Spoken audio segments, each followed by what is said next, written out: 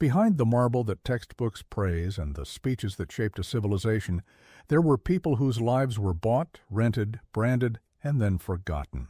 This is one of those lives, multiplied, anonymized, and folded into an economy we still find hard to name.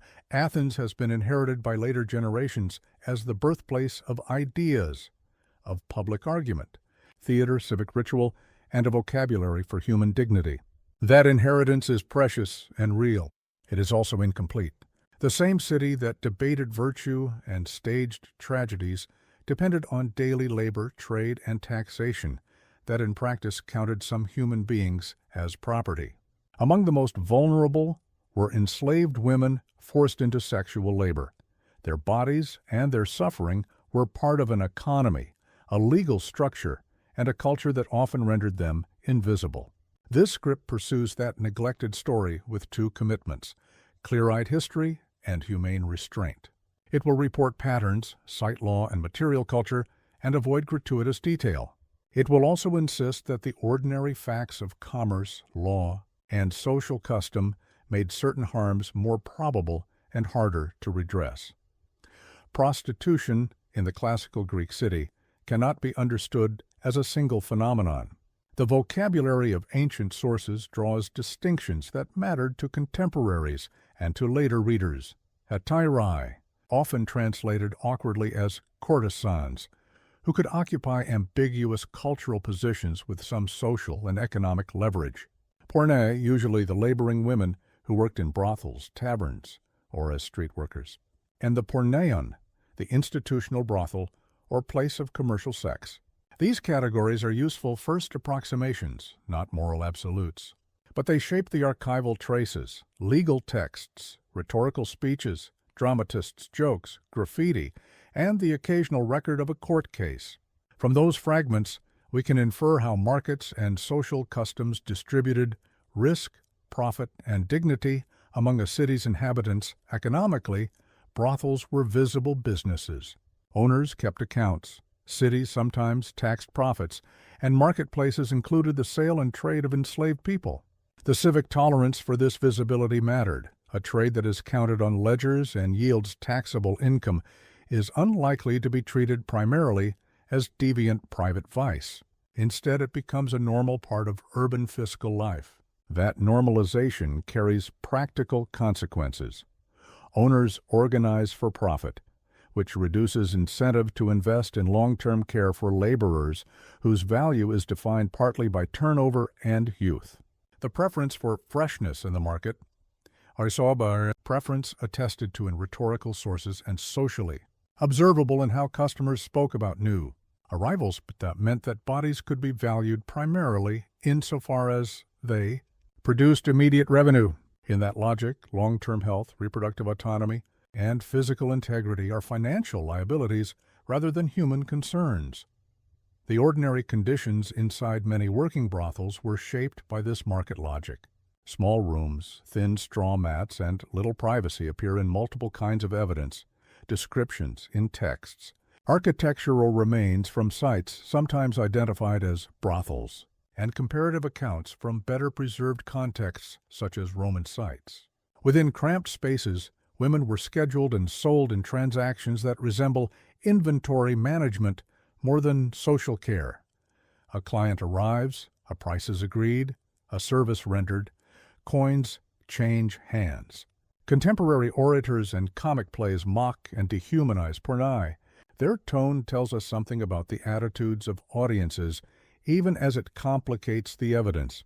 Literary laughter should not be taken at face value as an index of practice, but it is an index of social acceptability. Jokes that demean or normalize violence create cultural air for abusive behavior to persist. Coercion underpinned much of this economy.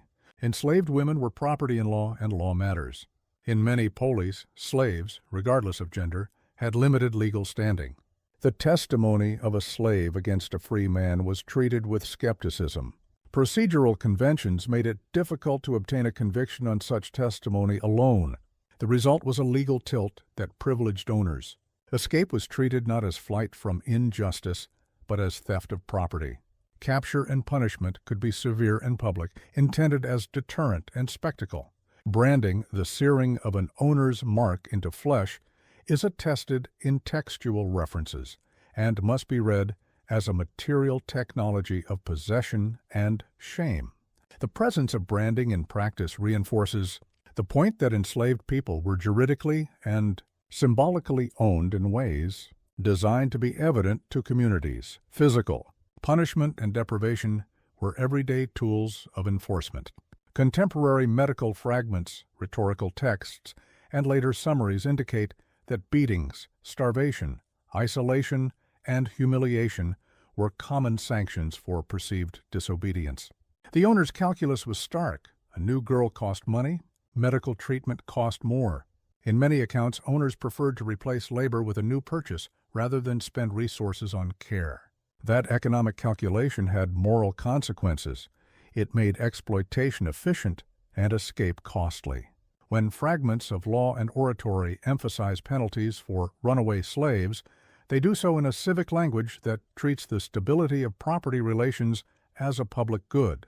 This inversion, when stability is elevated above bodily integrity, is a civic decision with ethical consequences. A separate but related strand of evidence suggests that public life sometimes incorporated sexualized coercion into collective experience. Certain festival passages and rhetorically charged descriptions allude to moments in ritual or in popular spectacle when sexual violence took on communal dimensions.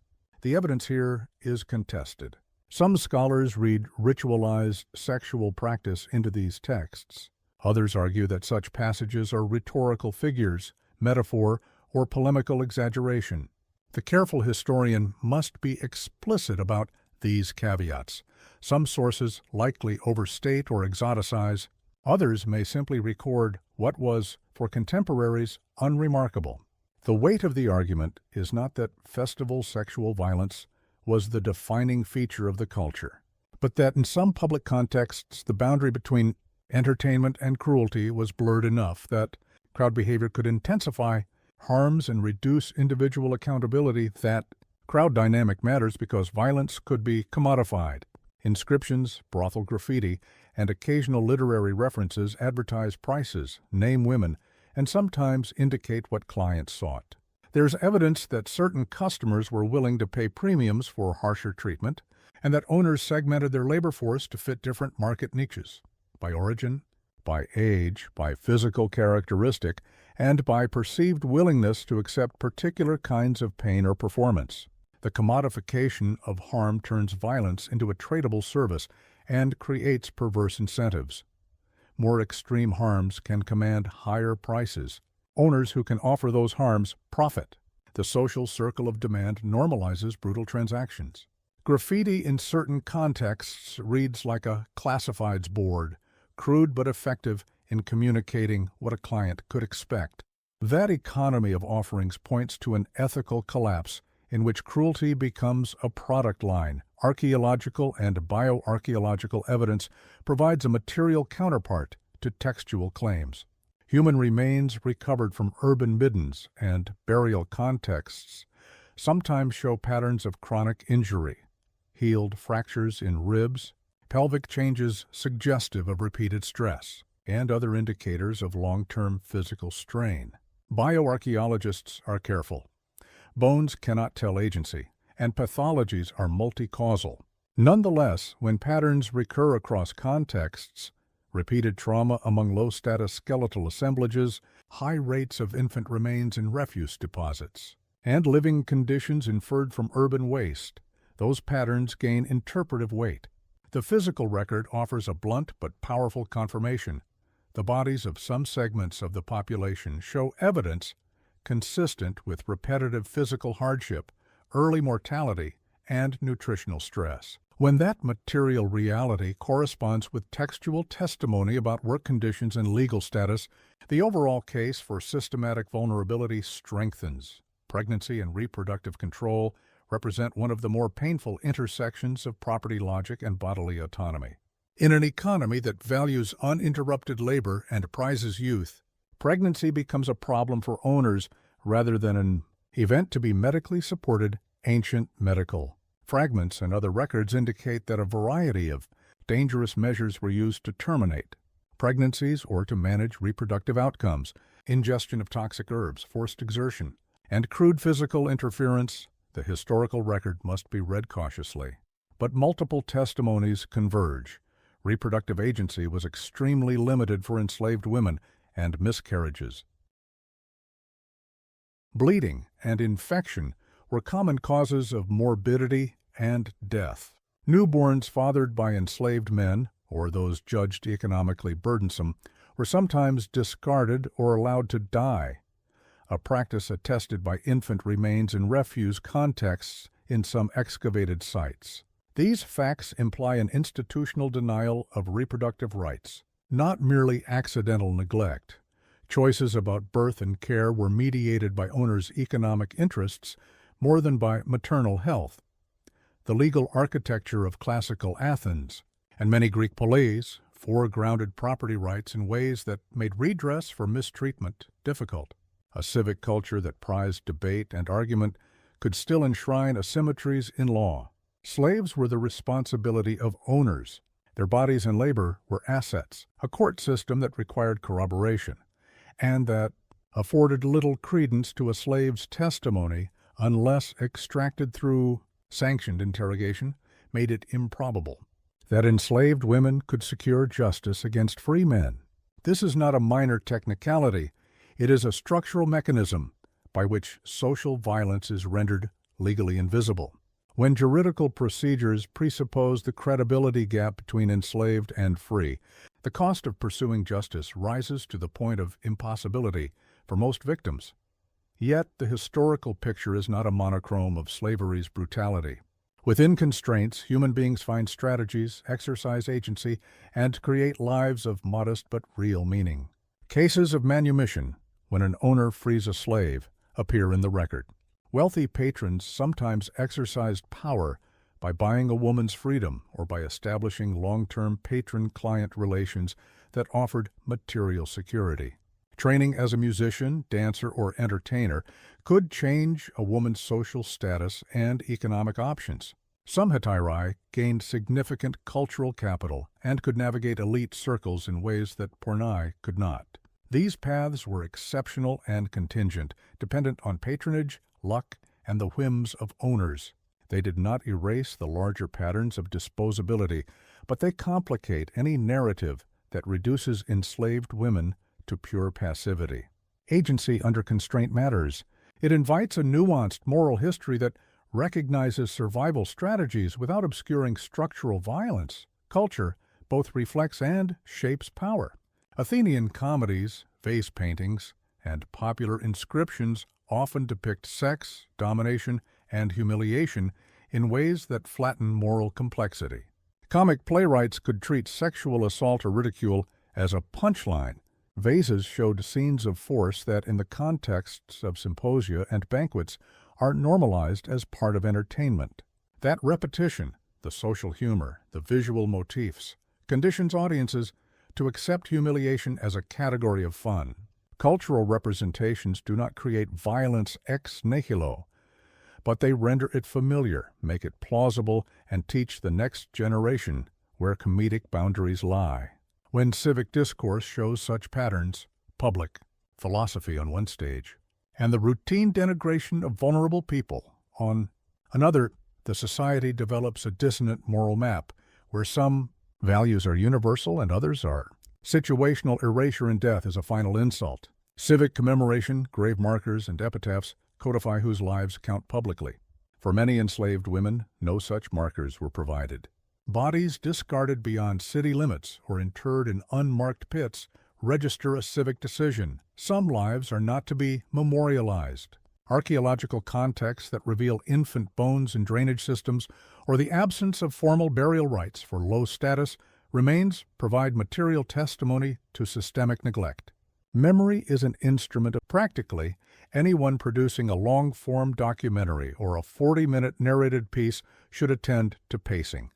Allocate time for overview, deeper dives into law and archaeology, testimonies from scholars, kept short and focused, and a reflective, Conclusion that situates ancient practices in a modern ethical frame. But because you asked specifically for a script without visual direction, the spoken text itself must carry emotional weight without sensationalism. That is achieved with measured cadence, variations in sentence length for emphasis, and careful repetition of key phrases that anchor the listener: property, disposability, market logic, erasure. Repeating these terms helps imprint the analytic frame. To ensure scholarly rigor, include an appended source guide for viewers or researchers. Cite primary legal fragments and orations that refer to prostitution and slavery. Point to archaeological syntheses on brothel identification and urban refuse contexts. Recommend bioarchaeological studies on trauma profiles in ancient urban centers.